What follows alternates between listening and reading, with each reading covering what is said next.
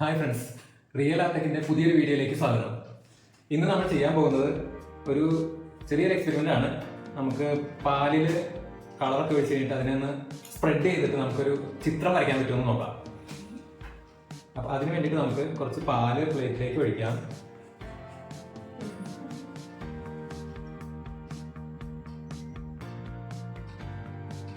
കുറച്ച് പാൽ എടുത്തിട്ടുണ്ട് നമ്മൾ പ്ലേറ്റിൽ. ഇതിലേക്ക് നമുക്ക് കുറച്ച് ഫുഡ് കളറാണ് ആഡ് ചെയ്യേണ്ടത്. പക്ഷെ നമ്മൾ അക്രിലിക് ആണ് പെയിന്റ് ചെയ്യാൻ വേണ്ടിയിട്ടാണല്ലോ. നമ്മൾ അക്രിലിക് പെയിന്റ് ആണ് എടുത്തിരിക്കുന്നത്. അപ്പോൾ നമ്മൾ അക്രിലിക് പെയിന്റ് കുറച്ച് പല കളറുകളിലേക്ക് ആഡ് ചെയ്ത് കൊടുക്കുകയാണ്.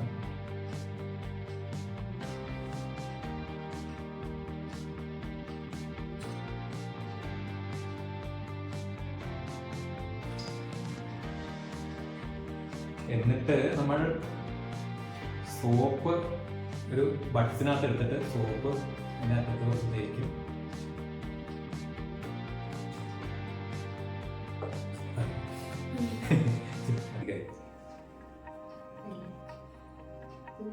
എന്നിട്ട് സോപ്പ് നമ്മൾ ബഡ്സിലേക്ക് എടുത്തിട്ടുണ്ട്. അപ്പൊ എടുത്തു കഴിഞ്ഞിട്ട് നമ്മൾ ഇതിലേക്ക് വെക്കുമ്പോൾ കലർന്നു പോണത് കണ്ടില്ലേ?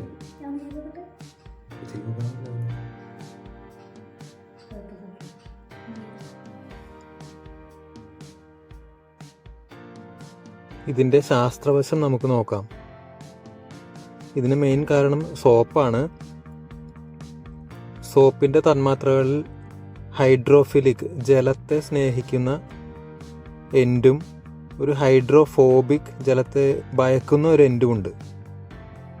മറ്റ് ധ്രുവ തന്മാത്രകളെ പിരിച്ചുവിടാൻ കഴിയുന്ന ധ്രുവ തന്മാത്രകളാണ് ജലതന്മാത്രകൾ. ധ്രുവ തന്മാത്ര എന്ന് പറഞ്ഞു കഴിഞ്ഞാൽ പോളാർ തന്മാത്ര എന്നാണ് അർത്ഥം. കൊഴുപ്പ് തന്മാത്രകൾ നോൺ പോളാർ തന്മാത്രകളാണ്. ഇതിനാൽ അവ വെള്ളത്തിൽ ലയിക്കില്ല. വെള്ളം, കൊഴുപ്പ്, വിറ്റാമിനുകൾ, ധാതുക്കൾ എന്നിവയുടെ മിശ്രിതമാണ് പാൽ. പാലിൽ സോപ്പ് ചേർക്കുമ്പോൾ അത് പാലിലെ വെള്ളവും കൊഴുപ്പും വേർതിരിക്കാൻ സഹായിക്കുന്നു. കൊഴുപ്പും വെള്ളവും സോപ്പ് കലർത്തുമ്പോൾ സോപ്പ് തന്മാത്രയുടെ ഹൈഡ്രോഫോബിക് അറ്റം നോൺ പോളാർ കൊഴുപ്പ് തന്മാത്രകളെ തകർക്കുന്നു. കൂടാതെ സോപ്പ് തന്മാത്രയുടെ ഹൈഡ്രോഫിലിക് അറ്റം ധ്രുവീയ അല്ലെങ്കിൽ പോളാർ ജലതന്മാത്രകളുമായി ബന്ധിപ്പിക്കുന്നു. ഇപ്പോൾ സോപ്പ് കൊഴുപ്പിനെയും വെള്ളത്തെയും ബന്ധിപ്പിക്കുന്നതിനാൽ നോൺ പോളാർ കൊഴുപ്പ് തന്മാത്രകളെ പോളാർ ജലതന്മാത്രകൾക്ക് വഹിക്കാൻ കഴിയും. സോപ്പ് തന്മാത്രകൾ കൊഴുപ്പ് തന്മാത്രകളുമായി ബന്ധിപ്പിക്കുന്നതിനാൽ ഈ കളറുകളെല്ലാം എല്ലായിടത്തും ചലിക്കപ്പെടുന്നു. അതിൻ്റെ ഫലമായി നിറങ്ങൾ എല്ലാം പല ഭാഗങ്ങളിലേക്കായി തെറിച്ചു പോകുന്നു. സോപ്പ് തന്മാത്രകളിൽ ഭൂരിഭാഗവും കൊഴുപ്പ് തന്മാത്രകളുമായി ബന്ധിപ്പിക്കുകയും സോപ്പ് പാലിൽ ഉടനീളം വ്യാപിക്കുകയും ചെയ്യുന്നതിനാൽ വർണ്ണസ്ഫോടനം മന്ദഗതിയിലാവുകയും ഒടുവിൽ നിൽക്കുകയും ചെയ്യുന്നു.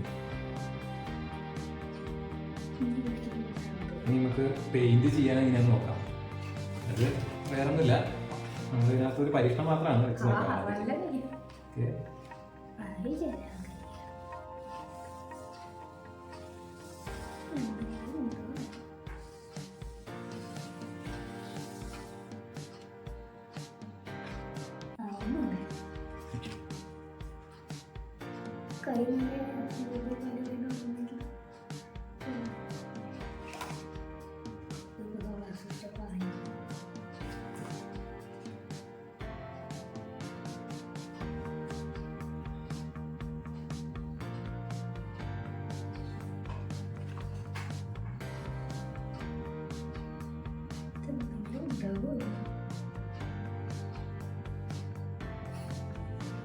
ഇതാണ് നമുക്ക് പെയിന്റ് ചെയ്തെടുത്തത്. ഇതെന്തായാലും പെയിന്റിങ് പരിപാടി നടക്കില്ല.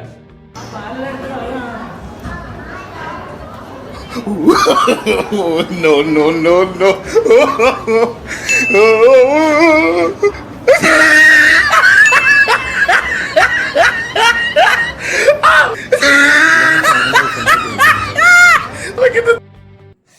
വീഡിയോ ഇഷ്ടപ്പെട്ടാൽ സപ്പോർട്ട് ചെയ്യാൻ മറക്കല്ലേ.